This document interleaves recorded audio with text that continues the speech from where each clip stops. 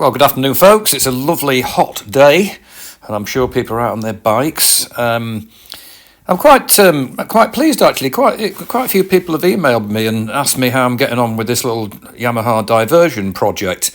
I know it's not a Royal Enfield, but it's still a motorbike, isn't it? And I love them all. So I just thought I'd post a little update. These are disc brake bolts, the discs that hold the bolts onto the wheels. Look at the state of them. So what I'm doing with this bike is to try to basically get rid of all the manky bits, rusty bits. Like I've said in my previous videos, it's not going to win a show, but you can make an older looking bike look a lot better at very little expense, actually. So I thought what I normally do is get rid of all the rusty stuff, and these are the original disc bolts, and you can see they're larded up with Loctite, and they're in a poor state. They're the better ones. I didn't take a picture of the really rusty ones. I binned them in disgust, but really bad. But conventional tools will not get them out. It just stripped the Allen socket. So one or two came out. There's 12 altogether on the bike. One or two, about probably half came out. So I got out Franken welder. Now, if you've watched my videos in the past, you might have heard me refer to this contraption. There it is. Health and safety expressed in one machine. This is an old stick welder, and it used to weld for about 30 seconds before it needed to cool down. So I modified it, and those finned things that look a little bit like a Cyberman from Doctor Who, they are from computers. They're heat sinks. And what I did was stick them to the actual coil bit, and then on the left there I installed a 240 volt computer cooling fan. And you know what? You can weld with it all day long now. It used to cut out. It's really annoying. And it was new. So with the heat sinks and that cooling fan that just blasts it, you can weld all day with it. And as you can see, it is extremely safe. It's not the sort of thing that you'd be using with your grandchildren running about. Or if you've got a cat that likes to jump on whatever you're doing. No, but there it is. That's Franken welder, the trusty. So what I did was I welded nuts onto the impossible to shift brake disc bolts, and honestly, no tool, no mole wrench, nothing aside from drilling them out and tapping the threads again is going to get those out. They're obviously the originals, 29 years old. Larded up with Loctite, as you can see. So there's the front view of a Franken welder. I put threaded bar across it as well, look, with cable ties on it to hold all the cables and that, and it's a handy lifting point for it. I couldn't put the original case back over it because of all the heat sinks. I know it's a bit, yeah, slightly eccentric, but it's really good and it's really handy. I made the Franken tool, didn't I, for removing the dampers from the Royal Enfield using Franken welder. So you're more than welcome to post your opinion. Tell me what you think. It's a sort of acid test for health and safety. As you can see, I've got a great respect for it. Now this is amazing. This is a welding helmet thing.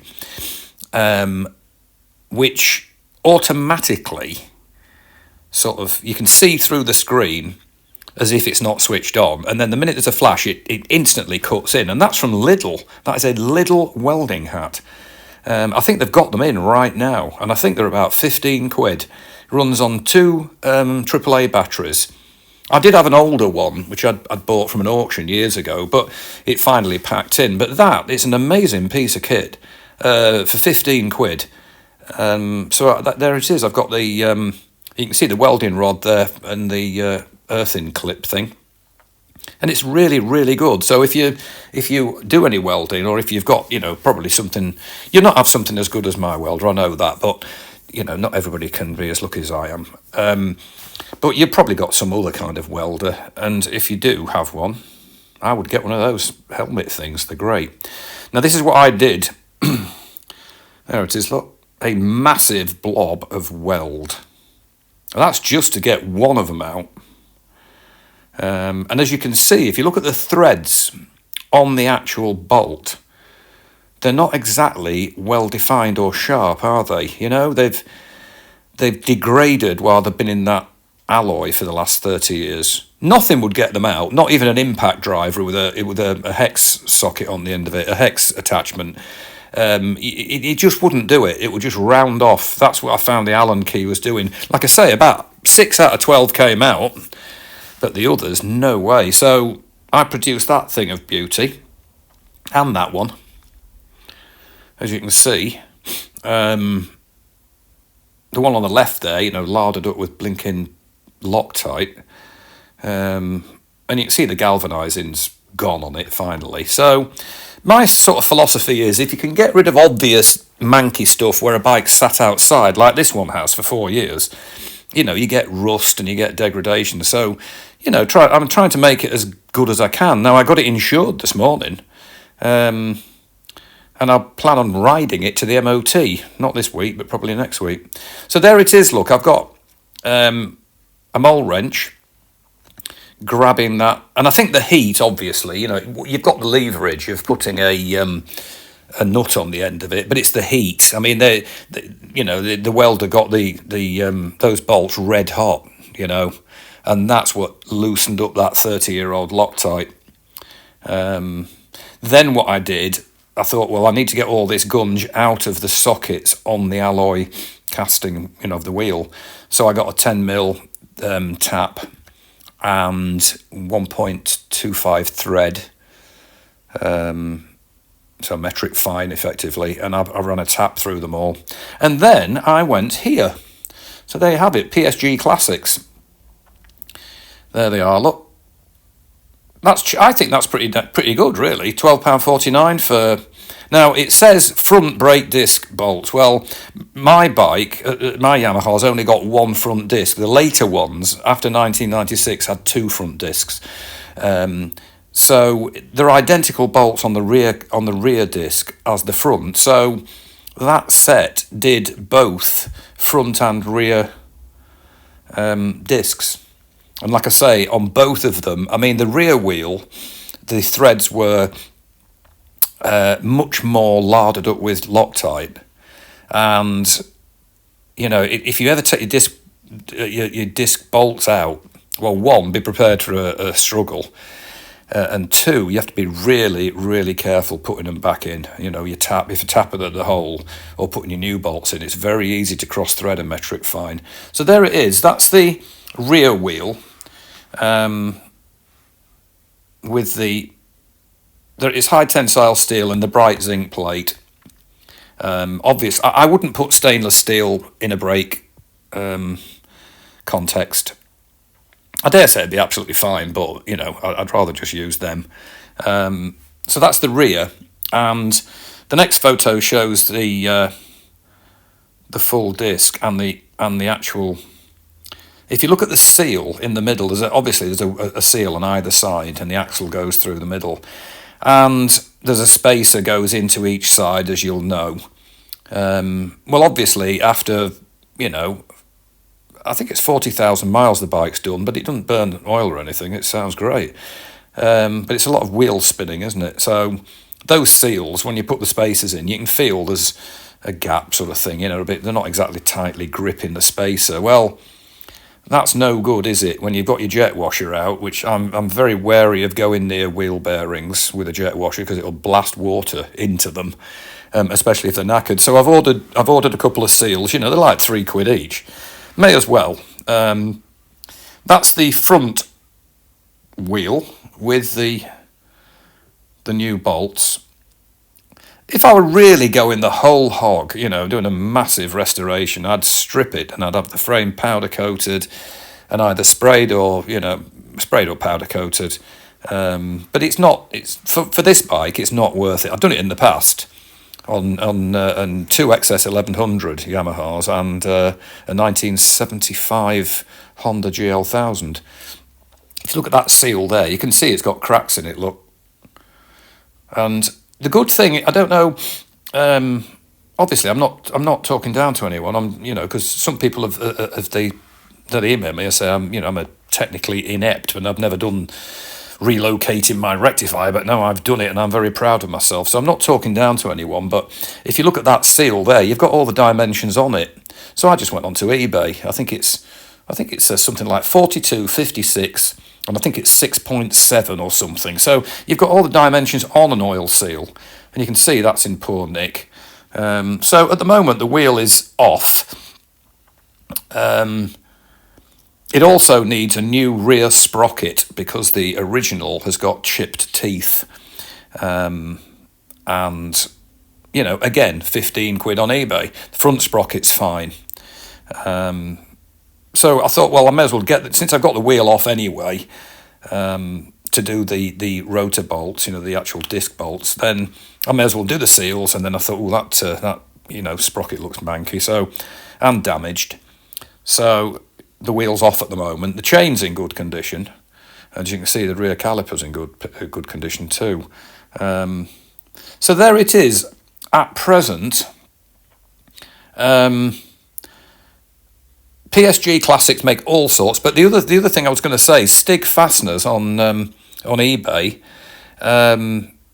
they make entire engine kits of stainless Allen bolts, for all your casings. They're really, really good. An excellent kit. He made one up for a friend of mine who's got a Kawasaki W800, and I said, "Have you got a kit?" He said, "Well, no, I don't actually do one, but I'll do one over the weekend if I've got time." Well, I thought, bit of a brush off maybe. No, he did it, and it's on eBay. So my friend has bought the kit. So these are the indicators now. So I got the indicators, the previous ones were like silver bullet-shaped things, and I just thought they looked really inappropriate. So I bought 4 indicators, which included bulbs, £7. And they were sent from Britain. It's not like I had to wait 2 weeks or anything. So these are the replacements, which I think suit the bike better. I mean, they're not the same as the standard ones. The Japanese standard indicators for this bike and many others are enormous, which is why people took them off. But these are really good, I think, for £7 delivered. And they've got bullet connectors on the end, which very nicely just went straight into the existing wiring harness on the bike.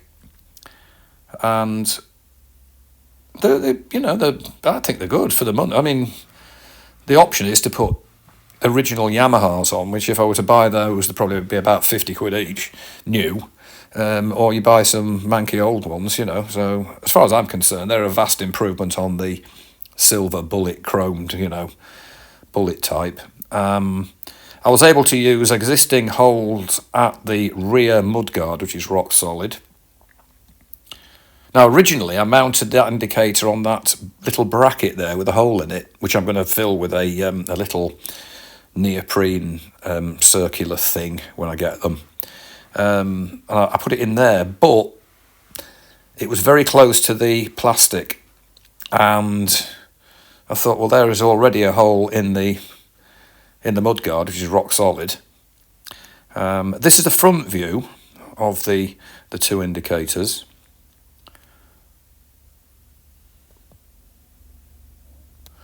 So as you can see, they're not as big as the originals, but I think they're fine. They're perfectly visible. They're very bright. £7. Amazing, really. I mean, in the old days, doing up motorbikes, it's so easy now to buy everything you want from anywhere in the world, isn't it? Thanks to the internet, heavens above. Now, I mentioned in my previous video about previous keepers doing strange things. This is at the base of the screen at the front of the bike. Somebody drilled 4 humongous holes through the black plastic that's underneath the screen. They must have attached something. But, you know, this is what really gets me, when people start drilling holes in original trims and snipping block terminals off, and oh yeah, I'll do this, I'll make my own cables and I'm going to buy it on eBay. I mean, look at that there, what a mess. That's the original screen. And I can't live with that. So I found a screen, a replacement one on eBay from a 1998 bike, because it's the same screen. And what I'm going to do is block up the 4 holes in the plastic trim with little rubber things, and then I've got my new screen to go on it. So that's where we're at the moment. Here is that little baby coming on a bit, looking tidier. I also got some silver steel wheels, and I cleaned all the engine crankcases and that with clutch cleaner, and sprayed them and lacquered them. And then all I've got to do really is get that rear wheel sorted out, get the seals in, new sprocket on. I'll say it's insured, so I can now ride it. And then I shall very carefully ride it to the MOT testing station. And I'll post again if anybody's interested. I mean, I don't want to sound boring, and I know it's not a Royal Enfield. Well, it's not, because it says Yamaha on it. But it is 29 years old. And I'm hoping it's going to be a nice little run around to add to my stable of machines. So thanks to everybody who's expressed an interest in this little project, and I'm sure there's people out there doing far better, far more impressive things, but there it is, that's what I'm doing. So in the meantime, watch yourselves if you're out on your bikes, and I'll post again soon with a little update. Bye for now.